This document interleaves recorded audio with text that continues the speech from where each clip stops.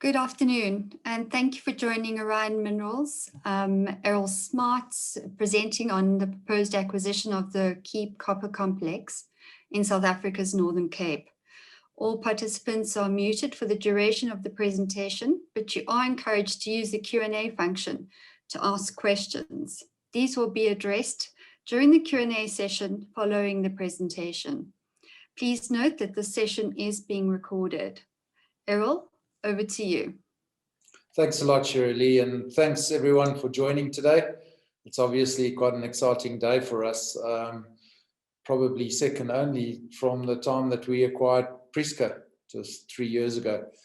It's only 5 years ago since we brought Orion to South Africa, and we spotted an opportunity at the time in the Northern Cape of South Africa because basically everybody deserted exploration in the Northern Cape, but it still had this exceptional geology and opportunity. And slowly but surely we've been able to realize our goals because we see potential of the Northern Cape of South Africa becoming a globally significant base metal production hub. We know that there's already very large scale zinc production, and there's some small scale copper production in the Northern Cape at Black Mountain. And we've gone through this incredibly intense time over the last 3 years as we did a very focused and intense resource drill out at Priska. We got all the permitting and licensing. We created the stakeholder engagement. We did our BE transactions, and we got Priska through all the hoops to get to a full bankable feasibility study and then fully permitted late last year. And Priska is now ready for construction. So it's one of the few globally significant copper zinc projects in the world that is actually fully permitted and ready to go. We're in very advanced discussions with a lot of financiers. And as many of you that are already shareholders will know that we have been very focused on speaking to potential strategic investors that could help us in our aspirations to get Priska financed and get going. And it's out of that our attention was drawn to the OKIP Copper Complex, OCC. Many people, including bankers, but equity investors, were coming to us and saying, what we've done at Priska is incredibly awesome and it's going to be very important, but it would be a shame to see if that's all we're going to do. How do we turn Orion and move it from being just a single asset mining company into being a multi-asset and a regional player?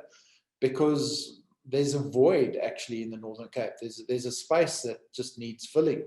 And we've demonstrated, I've got the great privilege of leading an exceptional team of professionals. They've done an awesome job at Priska, and we achieved things in record time and at record pricing to get to where we've got to with Priska. So what more can we do? So investors are saying to us, you should be looking at something else. And we've got all these ideas, and we've had a look-see at OKIP. And there's a lot of opportunity there, and people were saying they would like to go put it together and then do a deal with Orion and then leverage on Orion's abilities to bring OKIP to value.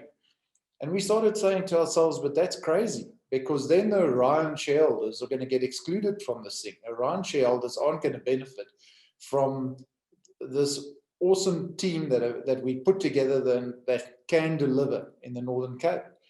So we went and had a look for the first time ourselves at this asset, and we'd been extremely focused and very disciplined at what we've done for the last 4 years. We actually refused to look at anything outside, our Oriacha belt in around Priska. And there's awesome exploration there. Priska's an awesome mine. And yes, we've done a baseline feasibility study, but it's going to go a long way and it's going to grow a long way. But when we went and looked at OKIP, we realized that there's an absolute twin in a lot of ways. It's not just the big concrete head frame standing in an abandoned area in the desert that makes it a twin. it actually shares a lot of historical synergy, because it went through that period of the 1970s, 1980s, when there was uncertainty, the metal prices were down, and the big mining companies were moving out of South Africa. And the asset got abandoned, really. Not because it was mined out. It is still geologically fantastic and is going to deliver a lot more. But nobody's actually done anything significant with it. And that's where the opportunity comes in. We managed to spot an opportunity that we're rapidly going to advance. You guys all know the disclaimer. So let's just look at this opportunity. It's about 450 kilometers west of us. It is at the little town of Springbok. This was the first colonial mine working in Africa, as far as I'm aware, and certainly in South Africa. It's very important. Simon van der Stel went there and started mining in the 1600s already, and then there were bits and pieces of scratchings and small workings that went all the way to the 1920s. There's been 2 million tons of copper produced out of that whole Oakip district. What we're going to acquire is probably about 70% of the Oakip mining district. We've got an option that we've secured to do that in. And what we see is this fantastic opportunity for early stage production and a rapid growth from what the current shareholders have identified as an opportunity and have been looking at. And they've done some resource work and they've done some scoping studies. But I think that there's a lot more to come. And I'll take you through that. So we've got a project that we've got an option secured. There'll be an initial purchase price of about 7.5 million Australian dollars, and then potential for a deferred payment. And in South Africa, we understand the term agterskot. So there's an agterskot, but it's a subjective agterskot. It's not an assured agterskot. It's only in the event that we actually achieve the exploration success.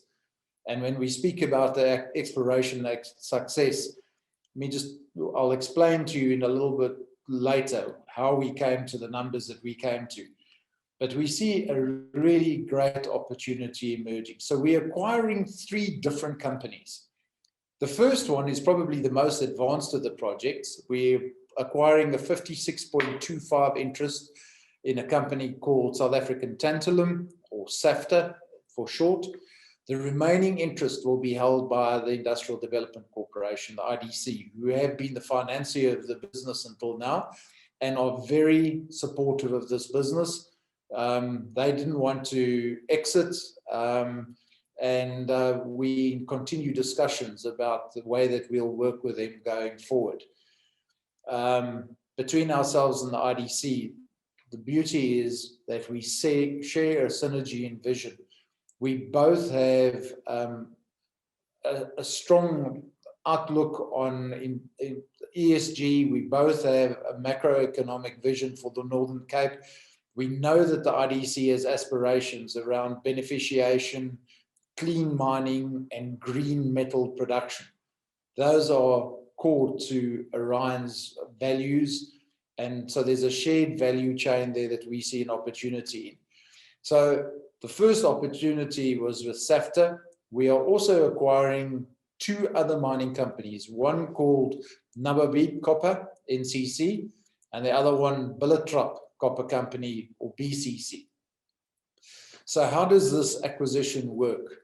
First of all, we've got a 6-month option period that we're paying option fees over the period. We will be making the first option payment before Friday, and that will lock in our option for the first 2 months. Thereafter, we pay 100,000 rands a month for the following 4 months, and that takes us to the end of the end of June, end of July. During our option period, we intend to do very intensive work, both on preparing the company for takeover. So these are 3 little private companies run by private individuals. We are going to take them and prepare them for assimilation into a listed company. Remember, we are listed on both the ASX and the JSE, And essentially to take a privately owned company and move it into a listed environment, there's a lot of work to be done. So we've allowed ourselves 6 months to do this job properly. We've also allowed ourselves 6 months to do some exploration and drilling work. And we would like to do some geophysics because we think we've identified some very good geological opportunities and geophysical opportunities. We are going to do a lot of resource modeling work, and I've got a resource modeling team standing by to go onto this. There might be some infill drilling and confirmatory drilling so that we can state resources. And we're basically going to move the company up the value chain over the next 6 months before our anticipated exercise of an option at the end of July. And then we will be moving into the acquisition period. So the acquisition is all being done on a combination of cash and shares, and the vast majority of the acquisition is actually in shares. The sellers of these shares didn't want to exit. They did not want to get out of this. They want to see the long-term opportunity of their assets.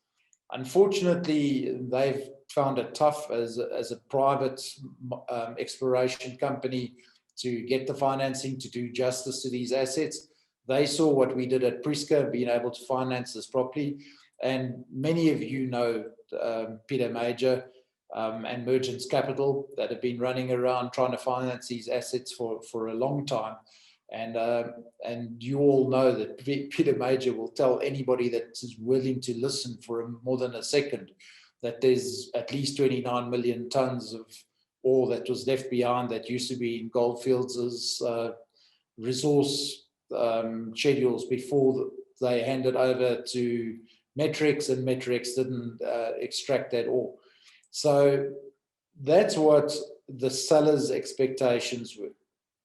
We said to them, okay, tell you what, we'll buy it for what we can immediately see is a very high probability of turning over into JORC resources. But then you say there's 29 million tons. They tell you what, if we get to 15 million tons, halfway to that basis, and it's at the cutoff grades that we need, and we looked at the old Goldfields mining schedules, and we back calculated this, and we said, listen, if you back calculate the grade tonnage curve of Goldfields, so that where they were mining at 1.7% copper ROM grade, we think that they were mining at a resource lower cutoff of 1 to 1.2%, depending on depth below surface and the various ore bodies. So we worked out a grade tonnage schedule on this, and we said that if we actually achieve this grade tonnage schedule that we think is there, grade tonnage profile that we think is there, at those lower cutoffs, we will be matching Goldfields' resource grades. And that's how this was all put together. And we're confident enough that we can do this, that we also prepared to commit to, after the acquisition, we will continue spending a minimum of 4 million Rand per each one of these companies to drill out those resources and prove those resources. Now, look, there's a huge archive of data at this property. That's the difference to Priska. Priska, we really struggled to put data together. We just didn't have the information. On this property, there's a mountain of information. You're looking at an archive of probably 100 meters long, 50 meters wide, and double story, back to the rafters, full of reports, plans, and data. And then there's heaps of digital data as well. All of that stuff has to be taken and very efficiently worked through, evaluated, and filtered out, and if suitable, and we think a lot of it will be suitable, we'll move it up the value chain very quickly to JORC compliant resources. And then we will pay this agterskot on the acquisition. So the properties that we're acquiring, there's 3 project areas. There's the SAFTA project area, which includes a SAFTA mining right application. And that's a very important part, because that is where the sellers have actually done some feasibility study work. They have done a scoping level feasibility study. They've got resources which are declared as JORC compliant. We're going to do our due diligence on them over the next couple of weeks and hopefully sign those off. And what I didn't explain earlier on, and it's actually very important, you see that there's a baseline expectation of 8.9 million tons here. Well, that's 8.9 million tons of what somebody else has called a JORC resource. We're going to do the validation on it, and if it is a JORC resource, we're going to state it. And we only pay for tons in excess of that. We pay the agterskot acquisition cost, or agterskot top up. Now, these big areas over here, we see huge exploration potential. We already have on these exploration and mining rights, we've got 5 of the largest mines that were mined in the district. Most importantly, including, and I hope you can see my cursor, the Karulisberg, which was the largest mine in the district, and the Okip, which is also one of the largest mine, Nababib West sitting over here, and Nikramuk, very important mine over there. But there's a huge exploration opportunity here that we love. So 2 very important things: early production, that attracted us. Synergies in the Northern Cape, we're going to create a whole operational hub out at Prieska, where we'll have supply chains, we'll have procurement, we'll have administration, we'll have engineering services, geological services, all of those things. Typical of any kind of time when you do consolidation, you bring down your overhead cost, because we will have capacity to do more management and more supervision. And remember, we've got the team that has just done an intensive study. That's not the same team that builds a mine, that does a study. Our study team is available and ready to move on to the next task. And we spoke to a couple of investors, and the investors have assured us that they are going to be putting money available to unlock this value here, because we see equal value here to what we've got at Prieska now. Of course, Prieska now is going to continue to grow, because the Prieska now is just a baseline study. We've got additional exploration continuing at Prieska and in the Ariaga belt. So these will grow in parallel. This project might be a few years behind in some ways, but very importantly, it's got potential to have earlier production actually than Prieska. Prieska is a much larger mine to start with, but it's going to take us 33 months to build it. According to the vendor's estimates here, this mine could be built in 18 to 24 months, and that's important. So key things for us: big exploration opportunity, early mine development. In the seller's estimates, 18 to 24 months. Potential to supplement Orion's base metal operations. We're going to produce 22,000 tons a year of copper, but that is almost 3 years out from now.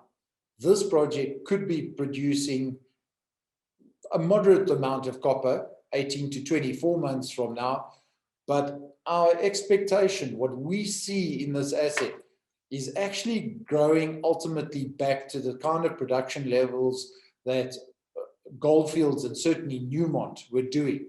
And that was up to 40,000 tons per annum of copper. And they did it for a very long time. So there's potential to double Prieska's copper output. Remember, Prieska's got very important zinc. That is about 45% of what our copper revenue is, but it's very important revenue that. So Prieska's got a different revenue stream, but these mines are potentially a lot shallower, and that's what makes this also interesting. So we've got a copper district that has produced over 2 million tons. We're going to have the majority of the mines of that copper district. About 20% of it was produced prior to 1920. Look at these grades that were mined in the early period. You know, Okip mine, almost 1 million tons at 21%. You know, Tweefontein at 25%. These are very high-grade copper opportunities, and we don't think that all of those opportunities have been discovered or exploited in the district. We see a lot of upside to what was done in the past. And I'll take you through my reasoning for that in a little while. When Goldfields came in, they didn't do what Newmont had done originally. Newmont went to mill very high grade and sorted ore. Goldfields went for bulk mining, reduce the mining costs by getting economies of scale. And they did it successfully, and they made a lot of profits. For a 14-year period, they did very well out of OKIP, although the real-term copper prices were falling. When they fell to a critical level, and of course South Africa was going through a pretty tough time in the early 1980s, Goldfields decided to exit the base metal operations, and they sold to Metrix. And Metrix very quickly ran it to closure at the bottom of the base of the copper price cycle. They stripped the assets and took the assets and a lot of the human resource with it up into the copper belt of Congo and Zambia, obviously, and up to Ruashi. And that, unfortunately, sterilized the mine going forward. And that's where the opportunity is since Goldfields' time, nobody has done any meaningful exploration. In fact, Metrix didn't do exploration. They did a little bit of mine and drill out on existing resources. But Goldfields did very intense exploration. They had a team of 250 geologists and technicians working on this property for 10 years. A lot of those geologists and technicians now work for us. Putti Potgieter, that did our resources for Prieska, was the resource geologist for Goldfields and worked here for 10 years. We've got him heading to site. You know, he's going to go work on the data that he was in charge of generating, and he's going to help us work it up the value curve and take it to JORC Resources. There's this massive data library that we're going to use to basically fast track our whole resource estimation process. The project is infrastructure rich. We've got roads and we've got pipelines and we've got power and we've got a water pipeline from the Orange River. We've got the town of Springbok in the middle, and then there's smaller towns around the village of OKIP and Nababib. These are important centers. And then, you know, Vedanta's big base metal mining operations aren't that far to the northeast of us.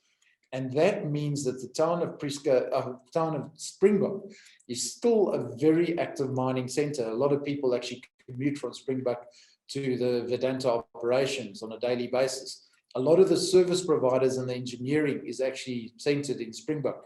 There's actually DMRE offices in Springbok. That gives us opportunity. This is a mining town and it's well embedded. It's a long history of mining. Right from the time of the 1940s when Newmont came in and consolidated all the bits and pieces and the small workers that were there, mined it very actively to 1984, sold it into to Goldfields. Goldfields operated it successfully until 1998, sold it on to Metrix. Metrix basically ran to closure, maybe with a predetermined intention of doing that. Stripped the assets, moved the actual physical mining assets up north and sold a lot of them, paid themselves handsome dividends and financed their Central African Copper Belt aspirations from this asset, from this acquisition. 2013, a private individual went and bought the original company, OKIP Copper Mining, and he bought the data with it. And that's a very important part of the history of this project. Unfortunately, you've had a situation, the data has been separated from the prospecting asset. Similar to Prieska. Prieska, unfortunately, we didn't recover all the data. In Ariaga, we didn't recover all the data. A lot of it is lost. A lot of it is inaccessible to us, and we had to recreate it over the 5 years we were working. But on OKIP, we're going to have the data, and we're going to be able to very rapidly work through the value curve and take it up the way. So SAFTA and the SAFTA-related companies, the OCC company is a big prospecting and mining rights here, worked up the value until 2018 when they applied for a mining right. That mining right is under process at the moment, and we think it should be able to be accelerated to grant. You know, if you look at how quickly we managed to do Repli and Vodacube at Prieska, I think realistically this could be accelerated to grant by the time we exercise our option. We'll have to see, because maybe we decide to go for a bigger mining works program. There's a moderate mining works program in place, and you can actually go look up the environmental impact assessment. It gives you a production profile that's published, it's online, it's on the internet. For JORC compliance purposes and stock exchange compliance, I can't make a statement at the moment about that outcome, but I can tell you that it is publicly available because it's a public participation document and people can find it online. We actually see potential to do a lot more than what is in that mine works program. We think the production can be accelerated a lot faster. You know, through the history of this mining asset, of this mining district, and this is the real terms copper price. So this isn't the actual copper price. This is inflation adjusted for the period, the NPV, if you like, in 2021 terms. Newmont were mining in a period of high copper prices. They grew a big mining operation during that period. They were mining predominantly shallower ore and very high grade ore. Goldfields came in when the copper prices were down. They were very deflated at the time. Goldfields took a decision to very strongly mechanize mining operations. They're big, massive ore bodies with very good metallurgy. So they really lend themselves to mechanized mining. And I think it was well recognized that Goldfields had one of the best mechanized mining crews in the country, and certainly the best engineering crews to maintain mechanized mining fleets in the country. They operated very successfully with us over here. But when the copper price kept falling, they made the decision, and of course it was at the time of the uncertainty in South Africa, they exited, and Metrex picked up the asset and then stripped it. In 2003, the asset was completely stripped, and it's lain fallow ever since. So although the copper price has responded strongly, when you strip a mining asset, you sterilize it. You have to have a long period of sustained higher metal prices to reach the incentivization price for recapitalization. So this is the production profile over that same period over there. You know, they reached a peak mining rate at 2.4 million tons per annum, predominantly underground mining, very little shallow, very little surface mining really. Ore was sourced over the whole period from 42 different mines. Commonly, there were a couple of mines working at any one time, and they consistently achieved very good plant recoveries. One thing that struck us about this project when we started looking at it is the concentrates that will be produced here are chemically very similar to the concentrates that we will produce at Prieska. So that makes it, there's a good synergy here. And, you know, a lot of the off-takers, a lot of the metal traders, a lot of the streaming providers, they are looking at that opportunity, because now we've got the ability to have short-term production flagged, and possibly that brings financing to the table, both for this mine and for Prieska. Because remember, we're looking at a combination and synergy here, and it's a growth platform that comes from that. So this is the actual flat mine that is under application at the moment, under mining rights application at the moment. I have been down that decline over there to 150 meters below surface, where there are prepared stopes with the rings are drilled, and the guys were told to pack it up and leave it. The mine is shutting down, cease production. They're stripping the metallurgical plant. It almost broke the heart of the mine manager that was working there at the time, and they took us underground to show us this. You know, he points out that they were mining at 1.2 to 1.4% copper at that time, and they were forced to close. In his view, it was criminal. Possibly it was. But the beauty is that there's actually accessible production slopes 150 meters below surface with declines. There can be a very rapid development program over here as soon as this mining right is granted. So that is one of the things that we're going to be pursuing. What we do like about this project, though, is it's got incredible exploration opportunity. It's just mind-blowing for me as a geologist what the exploration opportunity is here. And you'd think with all the hundreds of millions of rands that were spent by Newmont and Goldfield, everything was looked at. But what a person forgets is there's 1,700 targets. You just can't look at all of them if you just systematically start drilling them. You need the strength of using geophysics to make that work. You know, they focused their mining on about 27 larger mines within a 25-kilometer radius. Those produced the 105, 106 odd million tons at 1.7% copper between 1940 and 1998. That was mined by Newmont and Goldfields. That was before Metrex got involved, so there was more production after that time. You know, that was great production. And mines like Carulisberg are fantastic mines. Carulisberg, 38 million tons mined over there. It's a relatively high-grade copper mine. And that's the style of mineralization that we want to go after. Not necessarily the moderate grade mineralization that we're going to start mining with, because it's pre-developed and it's going to cost us very little capital to go into flat mine. So it's basically money for jam to go into flat mine. But our future is about looking at the high grade ore. You know, mines like Carulisberg do have a lot of ore left in them. We know, yes, it's gone down to 1,700 meters depth, the deepest mine in the whole belt.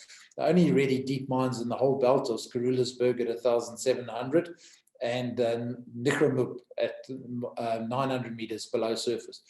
But all these other mines are very shallow mines. For instance, that Oakip mine, that was such a high-grade mine, you know, that'll be on our prospecting rights over there. That's only been mined down to 500 meters depth. That mine, they lost a battle against groundwater way back in the 1950s. Remember, but our expertise is around dewatering, because that's what we're going to do at Prieska. We're going to have a whole water treatment plant to be able to treat water that we pump out of underground workings. We're going to have pump systems and everything for massive high volume dewatering that are only needed for 1 year at Prieska.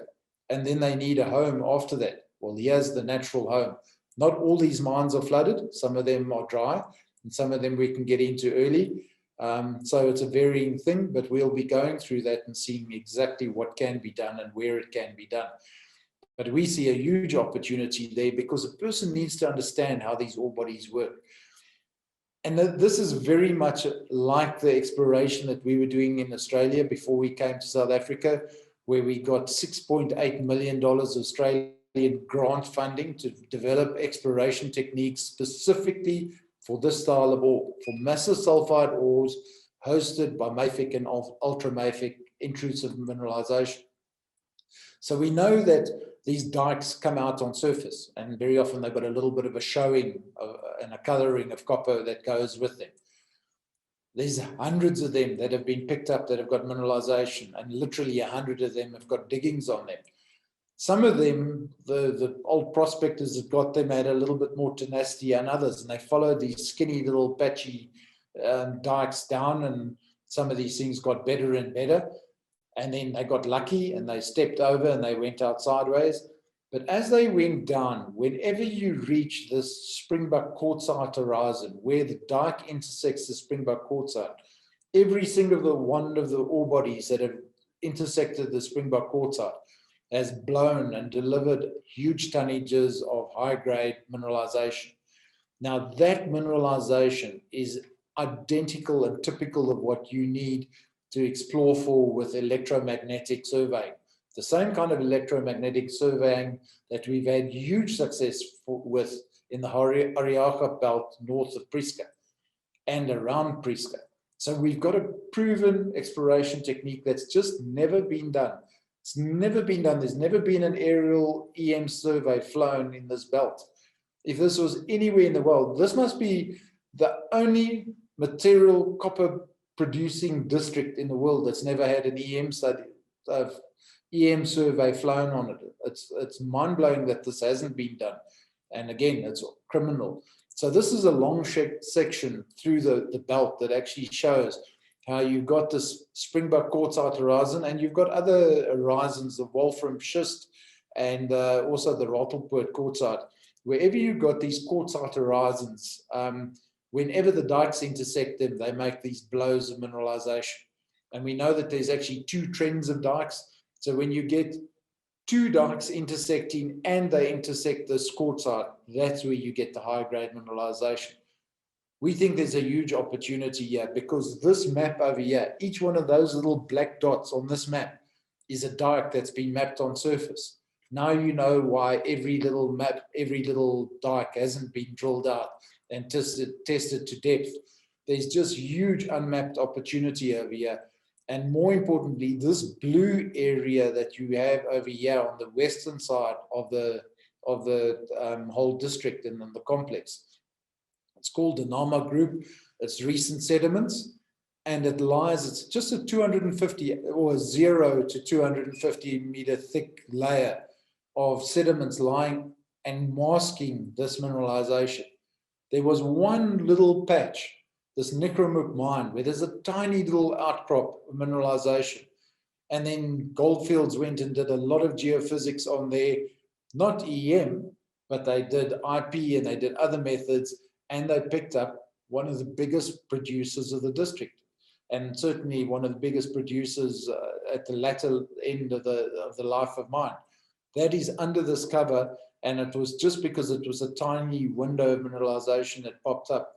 We think that with EM studies, we're going to be able to follow these deposits underneath here, but we also think that amongst these, there are going to be very many that can deliver another Karulisberg or another Okip or another Nickermuk or another Young Coetzee, the big mines that are on our properties. So these are some of the statistics. There's 1,700 of these mafic intrusive. 200 of them had copper showings and some of them ancient diggings and workings on. 100 of them were slightly more intensive pick and shovel type diggings. 42 of them were registered as mines in the old colonial terms. 27 of them grew into industrial area mines where there was actually proper mining with proper equipped shafts and machines and doing stuff on a slightly larger scale. Only 8 of them were really big producers. Those 8 mines, the mineralization in those 8 mines is the mineralization that you find using electromagnetic surveys. The electromagnetic surveys that have never been used in this belt. So we're not going to be looking for these 1,700 bodies or the 200 showings. What we're going to do is fly airborne surveys over all of these so that we find the next 8 of those and probably replicate what was done in the district before. That's our vision for this property. There's only been one EM survey done. A couple of years ago, the SAFTA shareholders did a experimental drone survey. Great modern technology, it really works. Smaller areas on the ground, it's not like a helicopter surveys that we will fly the whole belt with, but on an intense focus area, it really works. So this is actually under the flat mine. You can see all the flat mines drilling over here, and it's actually developed down here to about 200 meters. It uses a decline in here. But underneath the flat mine is a really big EM target. I can't wait to stick a hole into there. As soon as we can, we'll be drilling those targets, but we'll be looking to develop a lot more of those targets. So the next steps in this, so we are going through a very detailed due diligence phase. We're trying to rapidly increase the resources.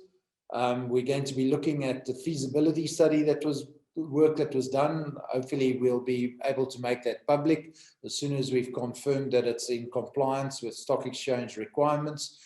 If it's suitable, and we believe it's going to be, we'll update it to bankable feasibility study, the same crew that did the previous study with the same databases, and be able to fast track this. We don't have to go invent the wheel. It's available for us here. We can very rapidly take this through a value accretion curve. And remember, this for us is another mine and another district of mining under Orion management. By running both of these districts, we actually bring down our overhead cost for the business. And it's it adds value to Priska by doing this. But more importantly, this makes us extremely attractive to the strategic investors, including the development finance agencies. You know, the development finance agencies have got a very strong drive to look at green metal production using renewable energy in the Northern Cape. To do that, we need to get to critical scale, and the critical scale is around 40,000 tons per annum of copper production. Between OKIP and Priska, we'll have that critical mass, and we can start moving to the next level. That opens the door for a whole lot of different types of financing. Offtake, well, offtake as in metal offtake now, not concentrate offtake, because we will look at ultimately refining over here. But, you know, even the banks, even the IDC, at the end of the day, you look at IDC, they're big shareholders in Palabora, and Palabora is a refining copper company. So there's a drive and an appetite for this style of operation and this scale of operation. This makes Orion even more attractive to strategic investors, and it's the strategic investors that brought our attention to us. Thank you very much, those guys. You showed us what you wanted to do. We'd like to think that we showed you how to do it. So now we've given a clear roadmap to growth of Orion to a much larger mining company over the next few years. With that in place, the key takeaways: large district, early production, huge exploration growth. In a nutshell, that's our story. And synergies and economies of scale. Those are the key parts of the story. So with that, I'll take any questions that you have. Thank you, Errol. We'll now move into the Q&A session. If you haven't already, please pose your questions via the Q&A or raise your hand. When asking a question directly, please remember to unmute yourself and let us know who you are and which company you represent. Every effort will be made to answer as many questions as we can during this session. Errol, our first question is from Lynn Schoen. Do you have financing for these plans? Will you be doing a rights issue in the near future? We have spoken to a number of our key supportive investors that have brought us to where we are at the moment. Right from this morning, I've been taking calls. There is enormous excitement about this. We have assurance that there's going to be financing available for us to carry out our next, certainly 12 months of work on OCC alone. So this isn't going to detract from Priska's financing. Priska is a different style of financing. That's project financing. This is exploration financing. We have exploration investors that want to invest in exploration. They don't want to see us just sitting still waiting to build Priska mine. They want to see us continuing to accrete and add value. And that's why we've been able to take this on. You will also see in the agreement and the announcement of the agreement, there is a funding package available from the IDC in draft form at the moment. We will be looking to finalize that funding package and have it available for drawdown by the time we exercise the option. We'll be working with the shareholders. Remember, the selling shareholders here aren't getting out. The selling shareholders are becoming Orion shareholders. They see the value in Orion as an undervalued base metal mining asset. By putting these things together, we're going to maximize the value. So we will be speaking to the IDC and trying to finalize that package for drawdown. In the event that it isn't drawn down, there is actually a reduction in the purchase price to compensate for that. But we are very comfortable that we're going to be able to advance that funding package to a drawdown status. Obviously, the IDC have to go through their rigor and through their systems and do their due diligence alongside with us. But we're comfortable that we can deliver all of that. Thanks, Errol. Sandelim Tembu has asked, is Orion Minerals not at risk of losing focus and discipline that has got the company here so far by focusing on so many assets at the same time? Sandeli, I think I mentioned earlier on, we've got an absolutely awesome study team. that did our work for Priska. That study team, a lot of them were contractors and part-time contractors that are available to us immediately. Again, they love what we do and how we did it. We can pull them all back in immediately. They are a study team. They're not a mine-building team. Priska has to transition now to mine-building. Our focus at Priska has to go to a production team, a construction and production team. So that is that changeover that an exploration company has to go to production. So that is going to be separate streams of management, and we've got all the ability to do that. As far as exploration is concerned, you'll remember that at one stage we were running 19 drilling rigs at Priska. In fact, we had 19 on surface and 3 underground. We had a whole team of geologists and technicians that were doing that drilling for us. About 90% of those guys and the guys and girls are not employed at the moment and are really keen to come back and do it with us all over again. They just loved the intensity of those drilling programs that we were doing. We can mobilize those guys immediately. And we've got a number of people that used to work at OKIP that are immediately available to us. We've got geologists that signed off on resources previously that are immediately available to us that will sign it off. So this isn't going to be a distraction. It's a natural bolt-on, and it's for scale, and particularly on the management and on the supply chain and logistics side, we'll have additional capacity in that. So rather than having a dormant capacity, we're going to use that capacity to create more value. Thanks, Errol. Sandela has a follow-up question. Apart from copper and zinc, are there any other base metals that Orion Minerals could have access to in these areas? If yes, what would those be? Yeah, look, the immediate step up, and we haven't even spoken about it yet, but SAFTA is actually South African tungsten mining. One of the South Africa's largest tungsten mines are on the property.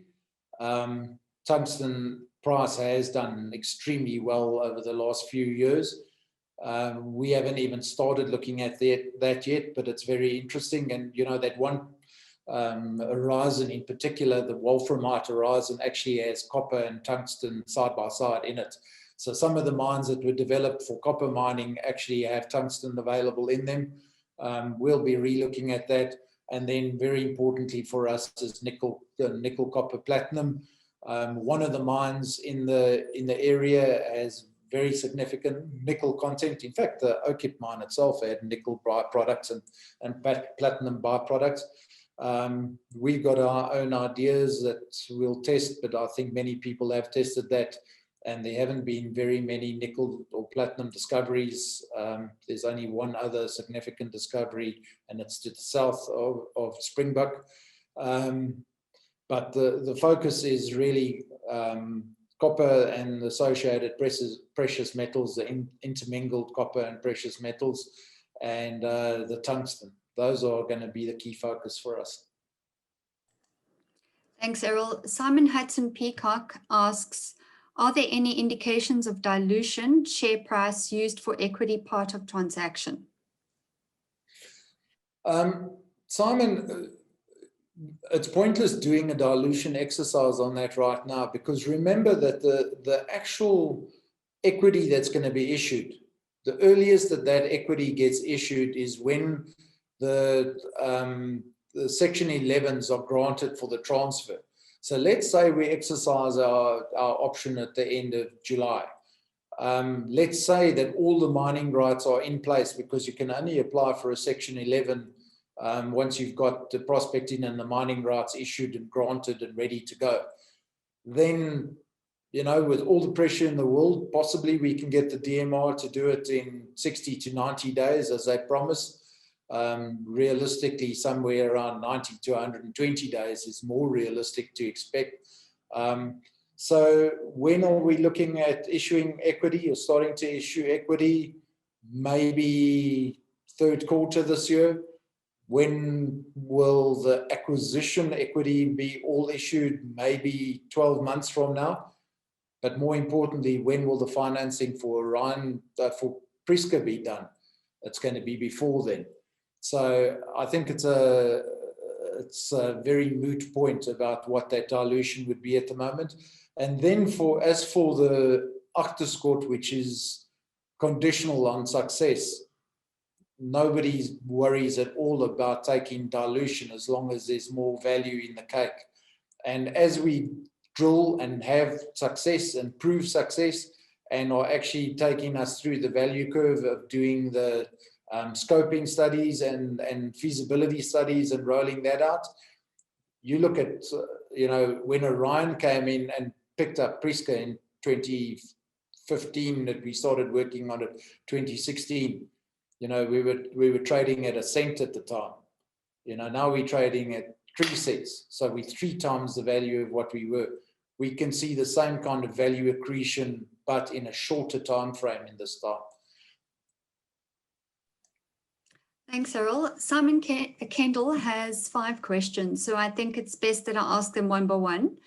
Does the 18 to 24 months to production from OCC run from acquisition, or does it exclude the 6 months plus of due diligence?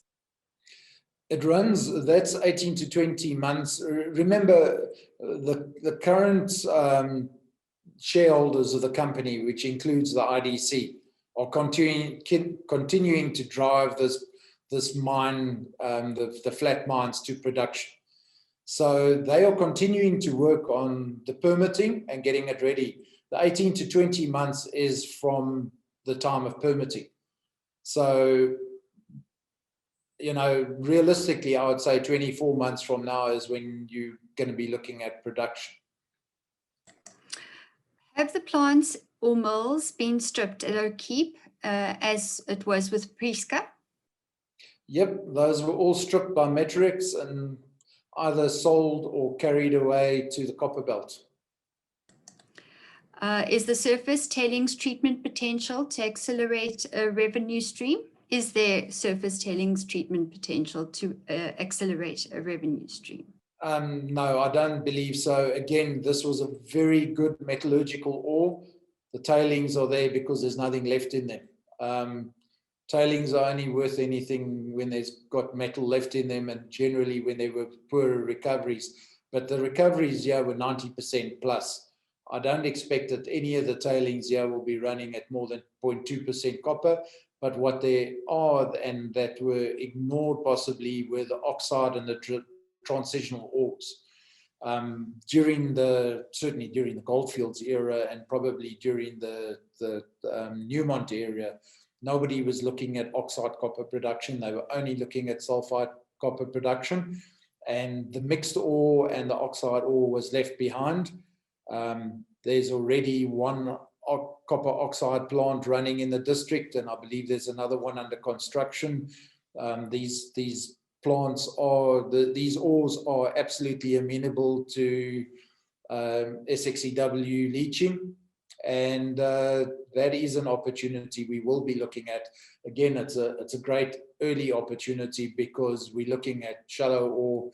We can put a RC rig on there and drill it out very quickly. Is the terms of the first payment all in shares, and at what share price? No, not at all. I did put up a slide earlier, and I will just flick back to it so that you can see. It is a cash and shares consideration. Over here we have it. I just need to move my... So you can see the cash amounts here. SAFTA, nearly 7.6 million in cash and 38 million rand in shares. NCC is 10.5 million in cash and 10 million in shares, so that's a 50-50 split. And then BCC is 6 million in cash and 14 million in shares. That's how the split is done. The price is determined at the 30-day VWAP prior to the issue of the shares at the time. Thanks, Errol. Simon says, acquisition sounds opportunistic. Did you look at other regional opportunities, including Namibia and Botswana? And does it create a distraction or funding constraint en route to first production by Orion? Simon, yeah, it's very tempting at the moment to look at this. The reason why we're looking at this and the reason why we did this transaction is we believe that this actually opens a path to financing. It's not a constraint, it's something that opens doors. You can't believe the calls that I've had today from people that we've been speaking to for months and months that were always humming and hawing and now are absolutely ready to put money in. And that goes from the large scale strategic investors all the way down to more retail level investors. So you look at the response on our share price today on the JSE, you know, there's appetite for this and there's support for this. We've got the capacity right now to easily handle what we've got. What we will do is go do exactly what we did with Priska. Once we had Priska tied up on an option for a good period of time, we just became absolutely focused on Priska and didn't look at anything else. And we'll go into the same deal again. Our teams are going to be very focused on making OCC work, while the other teams are making Priska work and the Ariaga belt work. So we've got a lot on our plate at the moment, but we've got all the human resources that we need to do it and all the services we need to do it. That's the financing that is required. And this project brings financing with it, both from the IDC facility that has been negotiated at the moment and hasn't been locked in yet, but we're fairly comfortable that it will be locked in. And also from equity investors that want to invest in Orion and don't want us to stand still. They want us to be drilling holes and continuing to do what we do so well. Thanks, Errol. A question from Sheldon Swanepoel. Would Orion consider adding more value by adding a furnace or melting plant like Saldanha Steel to take the ore to actual copper sheets or piping for export? Simple answer is no, that's not what we're looking at. What we are busy doing work on is going a hydrometallurgical route and actually producing with electrowinning the metals. You look at what the IDC's done with Cal, and there are others, the wood process. Remember, we've got IGO Group as a significant shareholder in Orion. They are very supportive. They have done a lot of metallurgical development on specifically these kind of ores. So there are many metallurgical processes becoming available now to handle base metal ores and mixed base metal, precious metal ores like this. And that's where we see the opportunity, using the renewable energy, cheap, clean, certified green metal production. That is a premium product that we would like to see produced in the Northern Cape. Whether we do it ourselves, that remains to be seen. I can't say that we definitely want to be a refinery owner, but what I'd love to be is a local deliverer so that we don't have to ship concentrates 680 kilometers to port and then ship it to the other side of the planet and then wait for payment. I'd rather be delivering concentrates to a local refinery that's doing it in a green, sustainable manner and producing a premium product at a premium price. And we cut out all the transport costs. Thanks, Errol. Simon Hudson Peacock asks if there's any lock-in for new shareholders. Sorry, Simon, just repeat that. Simon's asked any lock-in for new shareholders. Look, the stock exchange has a standard clause in it that sophisticated investors are free to trade and that the shareholders have got to give an undertaking that they are not taking the shares for the specific purpose of trading. And typically there's an expectation of a 4-month standstill. That's a standard ASIC corporate regulation, but it's not a lock-in as such. Zandele is asking, is the intention to use or keep cash flows for Priska to reduce finance requirements? Look, Priska will be fully financed all on its own right by the time we exercise this option. So Priska is its own game, and it's got to have its own pot of money that's looking after itself. OCC is a different financing stream, if you like. And we'd rather look at using the early cash flows to build OCC up and get it to a larger scale. Another question from Sandele. Prieska has 12 years of mining life. What is the estimated mining life of the O'Keepe assets? Sandile, remember that Prieska has got an initial 12 years of life. We've got at least 8 million tons of remnant ore that's not in our mining plan yet. We've got an additional, let me just remember the figures now. We've got about another 6 million tons of JORC resources at the moment, not in our mining plan and in our reserves. We've got extensions along strike and up dip. Remember, Prieska is in the bottom of a syncline. Prieska, I honestly believe, will be a 20-year at least mine life on the scale it is. December, we drilled high-grade mineralization 15 kilometers away from where the Prieska mill is going to be. Prieska is going to grow in scale and grow in mine life, and it's got a life of its own. And that's why I said, don't look at Prieska for the such scale it is now. And that's why I said to Simon Hudson Peacock, you can't look at the dilution as to what the project is now. Prieska has got a lot of growth profile in front of it. And then to the north of Prieska, we've got the nickel copper platinum project at Jaco Mainspan that is looking like an immediate walk-up drill out and open pit opportunity there. And then Boxpits is turning into be a really great copper exploration play all of its own.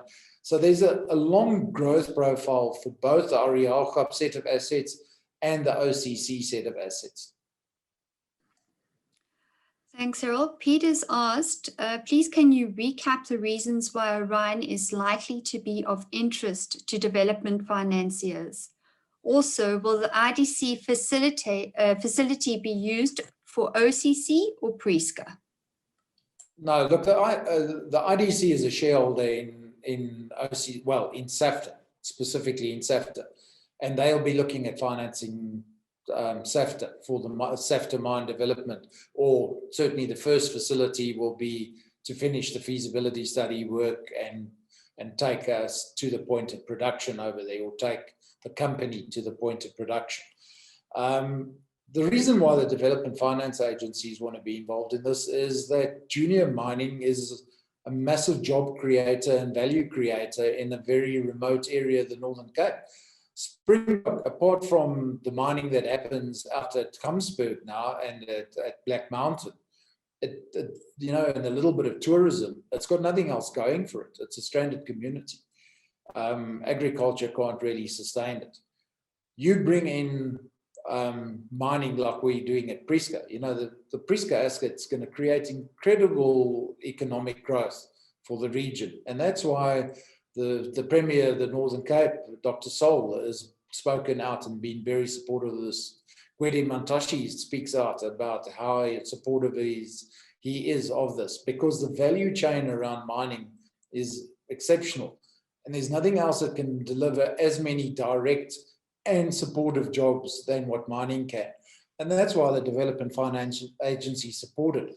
When you do it the way that Orion does it, our operating strategy with high ESG credentials, and we'll be doing exactly the same thing at Springbok. We'll be engaging with the communities from day one.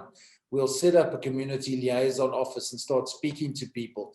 We'll look at the stakeholder engagement. We'll work out how the SLP, the social and labor plan, must integrate into the district's requirements. That is why the Development Finance Agency support companies like Orion to develop mines like this. Errol, are you happy to take a couple more questions? Yeah, I can spend another 5 minutes, sure.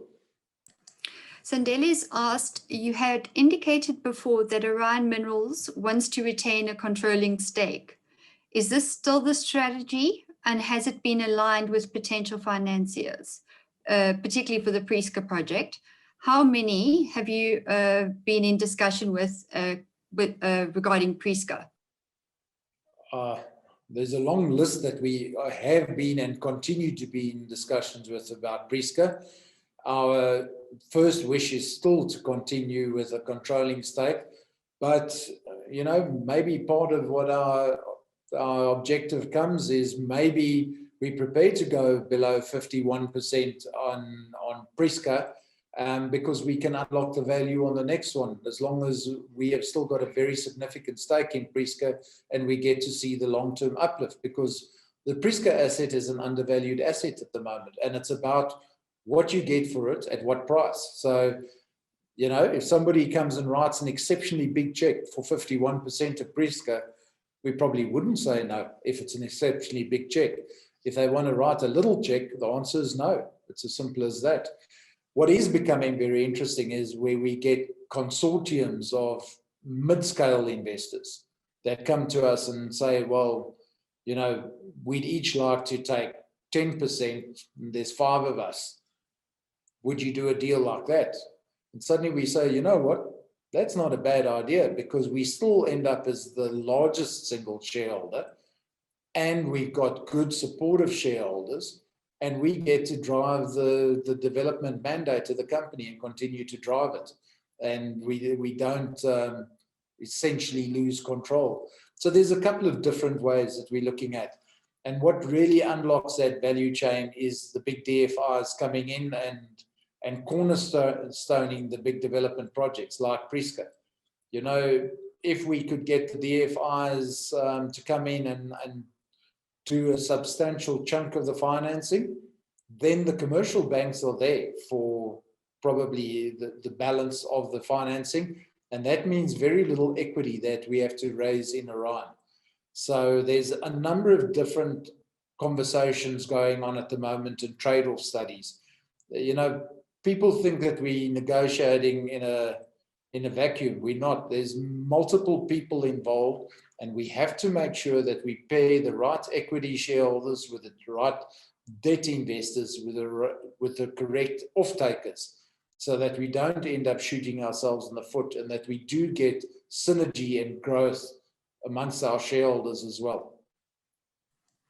I guess a follow-up question from that is, are you concerned about potential takeover for Orion Minerals from bigger mining companies? Look, for any junior mining company, that's always a threat. And when you start getting well undervalued, it is a big threat. But remember that our board and management and a close handful of people between them control more than 50%. Our largest single shareholder, Tembo Capital, or 24%. It's not so easy to do a takeover deal or a takeover game on Orion. You're going to have to write a very big check to take over Orion. And for shareholders, you look at what the weighted average entry price is for the big shareholders that are holding at the moment. They're not going to go out before there's a multiple on the current share price for a takeover. Last question, Errol. Vincent has asked, what do you plan to do with the water requirements? Is a new pipeline being laid from the Orange River, or are you going to be using the old existing dilapidated pipeline? Secondly, what is the acidity of the UG water in the mines?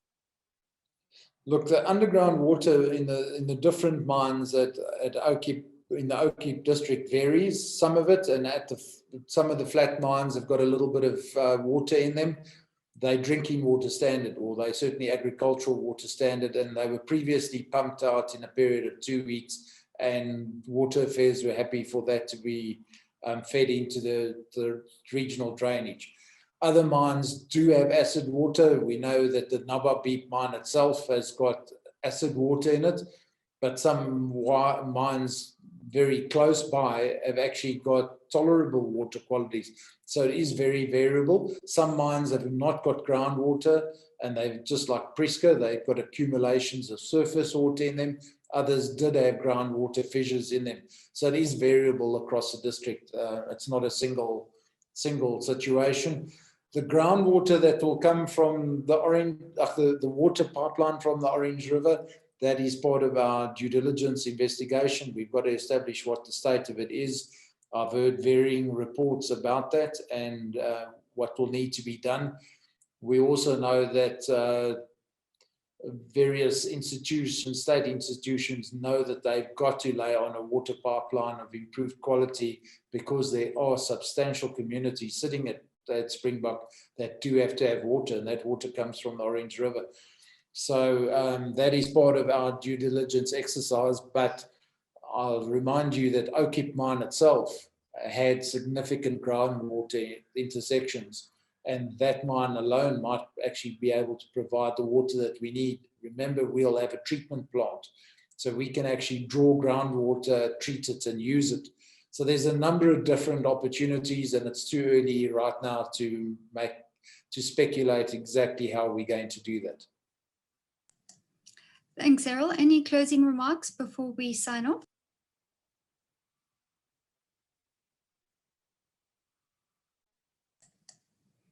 Errol, any closing remarks before signing off? I thought you were calling on somebody else to give a closing remark. My closing remark is, it's been a very intense couple of months of negotiation to get to where we've got to. I see a lot of news flow over the next couple of weeks as we roll out the first JORC resources and possibly release the first scoping study. And yeah, I think exploration results both from the Orion and from the OCC are going to keep the market well excited over the next couple of months. Fantastic. Thank you. Thank you, everyone, for your time. If there's any questions that you'd still like to pose, please reach out to us. Thank you again, and have a great afternoon further. Thank you very much.